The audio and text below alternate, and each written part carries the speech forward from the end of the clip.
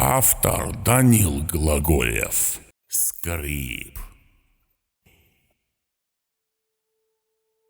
Я стоял у металлической ржавой двери, источника всех моих страхов детства. Сколько же было воспоминаний с этой ужасной металлической и ржавой дверью. Я тянул к ней руку, вспоминая все о ней. Об этом портале в ад, про какой я так и не могу забыть. Много воспоминаний было связано с этой чертовой ржавой дверью. Я на всю жизнь запомнил этот мерзкий звук, скрип, какой она издает, и если сдвинуть ее хотя бы на миллиметр. Этот скрип был настолько мерзким, что я боялся его. Я всю жизнь боялся подойти к этой чертовой двери, и сегодня, наконец, решился. Что меня еще пугало в этой двери, кроме скрипа? Она скрипела даже сама по себе, время от времени, даже когда рядом никого и близко не было. Вам, конечно, может показаться, что это всего лишь ветер. Но ветер разве может сдвинуть тяжелую металлическую дверь, какая еще и ржавая? Также иногда, когда я стоял у этой двери, когда она была закрыта, мне казалось, что я слышу, как кто-то дышит по ту сторону. Конечно, я понимал, что это было абсурдно и там никого нет. Но страх все равно всегда сковывал мое тело.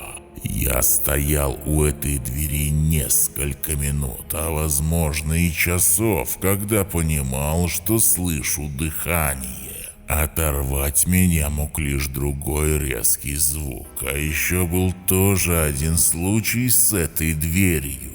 В суровую грозу, когда казалось, что крыша дома взлетит на воздух от ветра, и мне казалось, что кто-то открыл дверь изнутри и что кто-то смотрит из темноты прямо мне в душу. Я даже разглядел черты силуэта, хотя сейчас думаю, что это всего лишь мое воображение. Но если обдумать этот силуэт, то он был нечеловеческим. Он был каким-то странным, руки были слишком неестественными. Они были слишком длинными, это не могло быть человеческое тело. Руки такой длины не могут быть у нормального человека. Да уж, сколько воспоминаний было с этой дверью. Однажды я даже почти зашел в помещение за дверь, тогда мне было 12 лет. Я тихо подошел к двери и начал открывать эту металлическую субстанцию.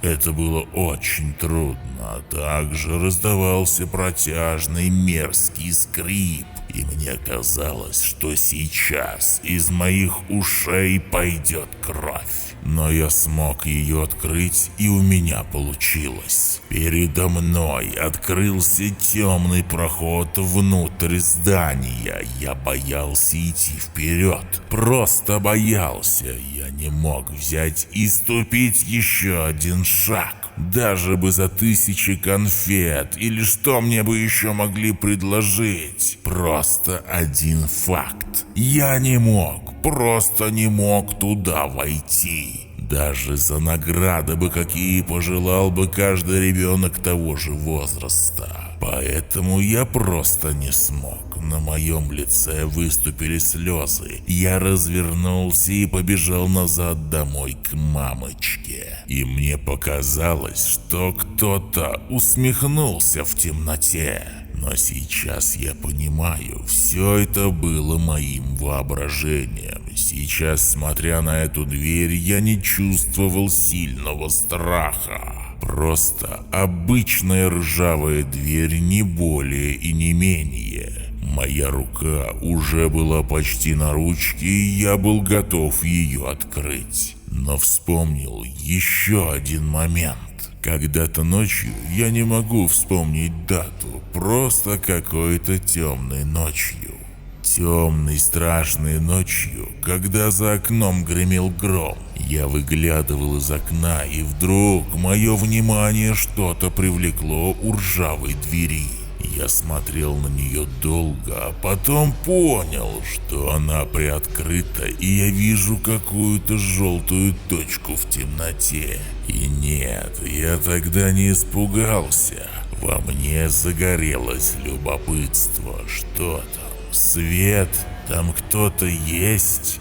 Но вдруг появилась вторая желтая точка, и я понял, что это не свет. Это было что-то похожее на глаза. Точно, я просто уверен, что тогда увидел глаза, а потом...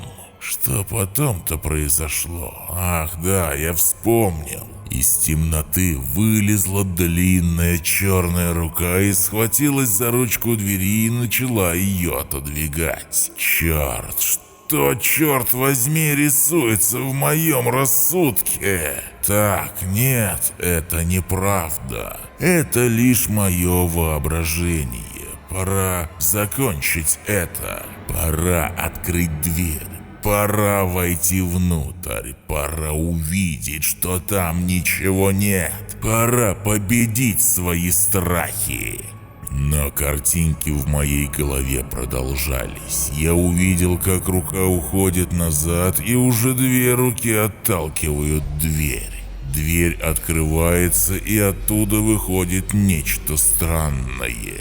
Острая голова, две неестественно длинные конечности по типу руки, две конечности для ходьбы. Почему я называю это конечностями? Это нельзя было назвать руками или ногами. Они были неправильными, в них были какие-то шипы, резкие неровности. Черт, что это? Откуда это в моей голове? Я хотел перестать вспоминать это, но воспоминания продолжали всплывать в моей голове. Оно начало приближаться к моему дому. Я быстро спрятался в кровать, закрыл глаза, затаился. И вдруг раздался стук в дверь. Тихий, тихий стук. Я начал молиться, чтобы мать на кухне этого не услышала. Но раздались шаги в прихожей. И я просто надеялся на то, что все закончится, что за дверью ничего не будет. Но я просто потерял сознание. Я бессильно упал рядом с этой ржавой дверью. Даже днем я боялся ее открыть. И я даже уже не ребенок. Эти воспоминания, они заставили меня сомневаться в том, что это всего лишь я придумал и принял за правду. Почему я должен переживать это? Почему я вспоминал это сейчас? Почему это делать должен именно я? Почему нет никого рядом? Почему я не могу открыть эту дверь? Почему воспоминания мне мешают? Почему я лежу у двери? Почему я не могу решиться? Меня мучило это почему. Я просто должен был открыть эту дверь, чтобы мои страхи пропали. Но произошедшее лишь его увеличивало. Но, наконец, я решился. Твердо схватил ручку и распахнул дверь с протяжным мерзким скрипом. Комнату частично осветило. Это был обычный склад. Все хорошо. Я начал заходить в помещение с коробками, лежащими повсюду. Страх постепенно пропадал. Я становился все смелее и смелее и начал уже нормальным шагом идти к стене. Как вдруг чья-то тень закрыла часть света и раздался протяжный мерзкий скрип. Кажется, это не было моим воображением. Ну а на этом подошла очередная история к концу. Друзья, слушатели, если она вам понравилась, смело подписывайтесь на ютубе, смело подписывайтесь на нашу группу ВКонтакте. А также не забудьте написать интересный и страшный комментарий.